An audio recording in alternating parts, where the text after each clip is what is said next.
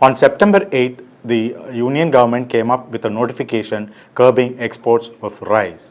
This was mainly because the Kharif sowing of paddy was affected. Many key growing areas in Bihar, eastern Uttar Pradesh, Bengal, Chhattisgarh, Jharkhand and Odisha, they were all affected because they had a dry period during July. These two reasons made the center suspect that there could be problems in having ample rice stocks. So as a part of its measures to contain inflation and also ensure that ample supplies are available for the people, it banned exports of fully broken rice. Then it also came up with a 20% duty on exports of white or what people call as raw rice.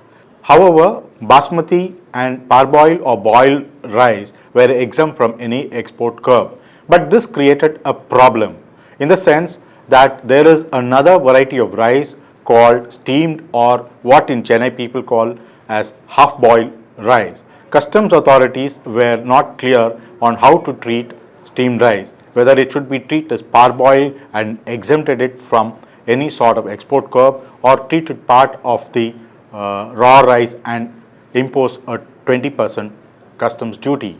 The center referred the issue to the Food Corporation of India on how the steamed rice should be treated. The FCI wrote back to the center saying that steamed rice is a different category of rice altogether and cannot be treated as parboiled rice. So this turned everyone's head to wonder what steamed rice is.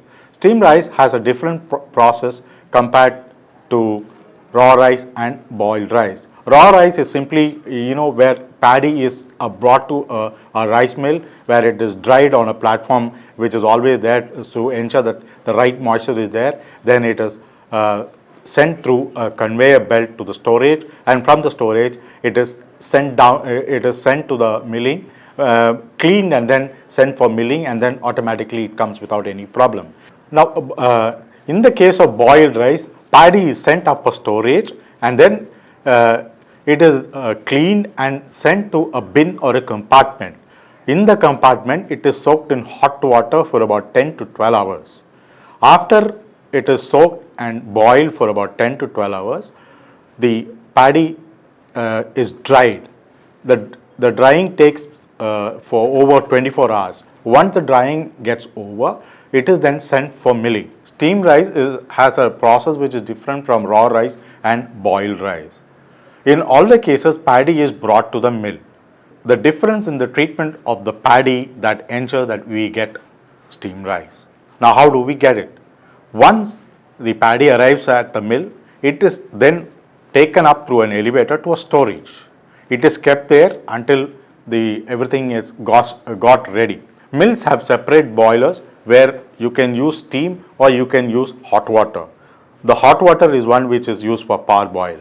But for steamed rice, boiler supply steam. What happens is, from the storage, the rice is cleaned and sent to a bin.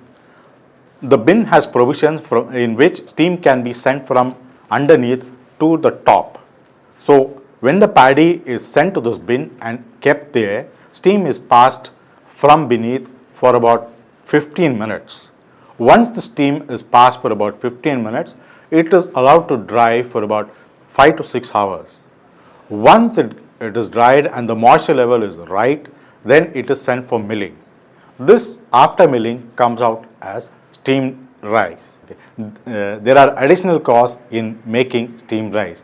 Let's hear a miller explain what are the additional costs in making steamed rice. ரா ரைஸ்க்கு ஒன்றும் எஃபோர்ட்டே இல்லை sir.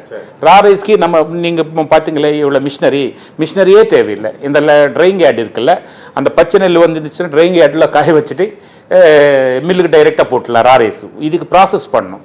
இந்த ரா rice mill கட்டுறதுக்கு எவ்வளோ செலவாகுமோ அது அந்த அளவுக்கு இன்னொரு பர்பாயிலிங் யூனிட் போனோம்னா அந்த அளவுக்கு செலவாகும்.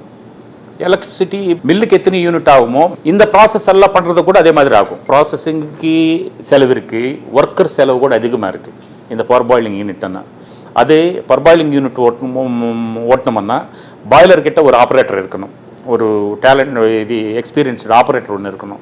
அந்த ஃபர்பாயிலிங் யூனிட் போட்டும்போது 2 ஆப்ரேட்டர் வேணும், 2 ஆப்ரேட்டர் வேணும், 2 டெய்லி லேபர் வேணும். இவ்வளோ செலவு இருக்குது ஃபர்பாயிலிங் யூனிட்டில்.